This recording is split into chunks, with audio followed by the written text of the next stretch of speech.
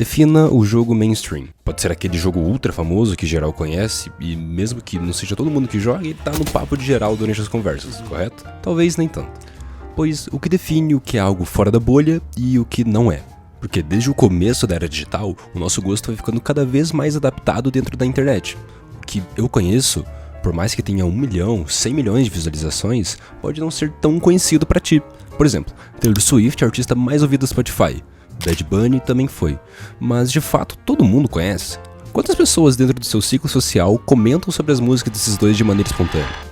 Bom, se você acompanha e participa de grupos referente a isso, imagino que você converse bastante sobre tais assuntos, sobre o álbum novo da Taylor Swift, sobre a nova música do Bad Bunny, mas na escola, na faculdade, no trabalho, em conversas espontâneas, quantas vezes você fala sobre essas músicas? Mas por que quando estou conversando sobre esse artista que tem 100 milhões no Spotify, uma quantidade absurda de streams, por que quando eu estou falando com uma pessoa, ela pode não conhecer? Por que isso acontece? E antigamente isso não acontecia. Vejamos, antes do mundo digital, meio que o algoritmo não existia dessa maneira, de ver o filme que eu quero, a música que eu quero, na hora que eu quiser, que se pareça com o artista Y, o jogo que eu quero jogar que se pareça com o jogo Y. Isso não existia, sendo basicamente ouvir o que estava passando na rádio, assistir o que estava passando na televisão e etc.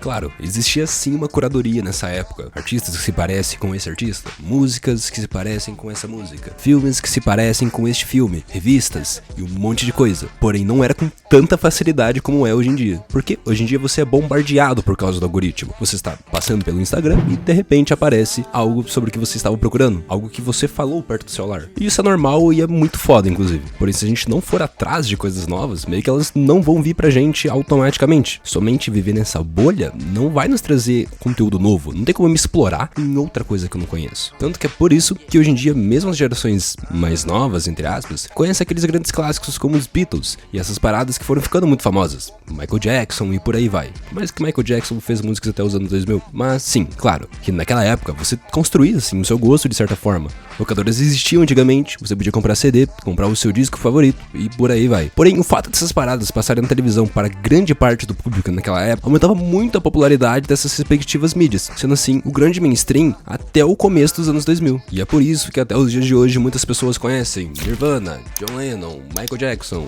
Queen, Bob Dylan, Rolling Stones e por aí vai.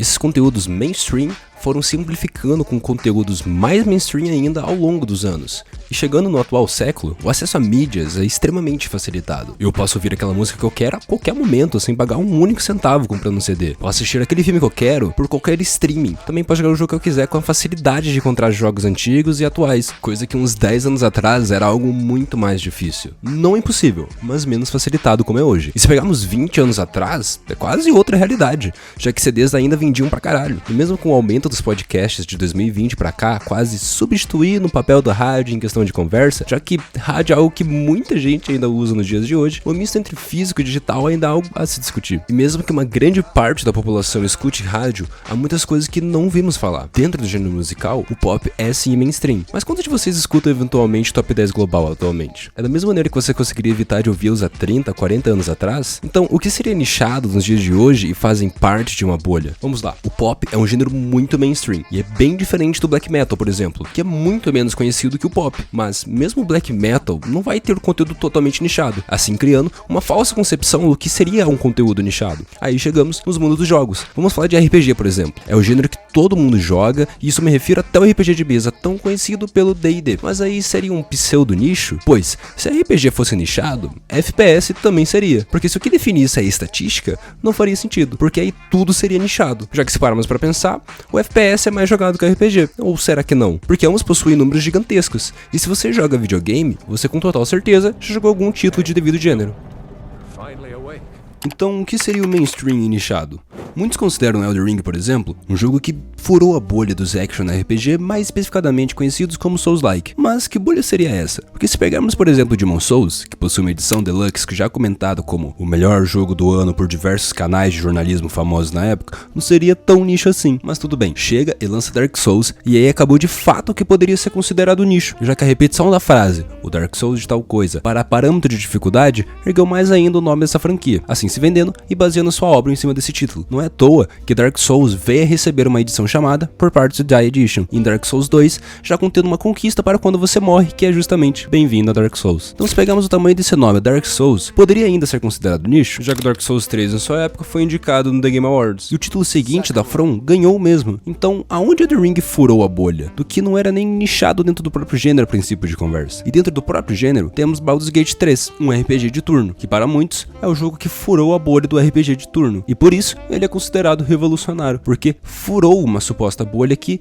ninguém conversava sobre. Mas que bolha seria essa? Você está pegando que parâmetro exatamente? Porque o D&D em si não é nicho, já que D&D na cultura é algo muito popular, tipo, muito popular mesmo. E estamos falando de algo que existe desde a década de 70. Então sim, Baldur's Gate se popularizou por ser a versão digital e moderna daquele jogo de mesa. E vemos, ao longo do tempo, o RPG de mesa já se tornando algo muito mais popular dentro do gênero de RPG. Logo, não seria tão nichado quanto pensam. E dentro da própria Larian Studios, no caso o estúdio que fez Baldur's Gate 3, temos Divinity 2, um jogo já bastante comentado, antes do Baldur's Gate 3. Ou seja, Baldur's Gate 3 se vendeu muito por ter um orçamento grande dentro de algo que já existia. Por isso recebeu tanto hype. Não por ser revolucionário, mas por ser bom e moderno dentro do que já haviam sendo aprimorado. Ou seja, não dá para se dizer que é nichado só porque está dentro de um gênero específico, assim como eu citei o Black Metal, que por si só não é tão nichado assim. A Telltale, por exemplo, também veio dos desenvolvedores da LucasArts, os produtores de Monkey Island, Grim Fandango, Star Wars Dark Force, jogos de Indiana Jones, entre outros títulos muito importantes para a década de 90. Depois dessa fundação, a Telltale veio produzindo jogos de Sam & Mac, ganhando devida popularidade com o jogo do The Walking Dead, ou seja, já não era mais tão nicho assim, a própria Telltale em si e o seu estilo de jogos. E no FPS, COD com toda certeza é extremamente popular, mas será que é mesmo? Quantas pessoas conhecem a superfície de zombies? Então por que dizer que sabe tudo sobre tal coisa só porque ela é popular? O próprio David Jones, quando estava lançando os trailers de COD, estava se perguntando qual COD tinha tal coisa, sendo uma mecânica básica do jogo que ele estava perguntando. Então tipo, não era mainstream? Se é mainstream, logo era para a maioria conhecê-lo, principalmente quem atua na área. Então aí fica a pergunta, como de fato definir o nicho, o subnicho e o mainstream? Se o nicho é uma porção específica sobre algo, desde música, jogo, filme, mercado, então como podemos definir o que seria de fato mainstream a partir disso? Pois dentro do gênero FPS, COD seria mainstream, e Recruit Squad, Dusk e Trapang 2 seria nicho, mas dentro do parâmetro dos jogos em geral, COD claramente seria mainstream, mas necessariamente todo mundo conhece COD mesmo? E quem conhece? O conhece por completo? Conhece suas mecânicas? E dentro da mídia em geral, com música, cinema, literatura e etc. COD ainda é mainstream? E se for, é tanto ainda? Aonde entraria Recruit Squad, Dusk e Trapang 2 nessa história, se fôssemos seguir por esse lado? Teríamos que ir muito mais a fundo, correto? E entrando em caminhos específicos. Enfim, talvez todo esse conhecimento sobre tal obra não seja tão nichado assim se pararmos para pensar, e muitas das vezes não seja nicho ou específico assim como a gente pensa.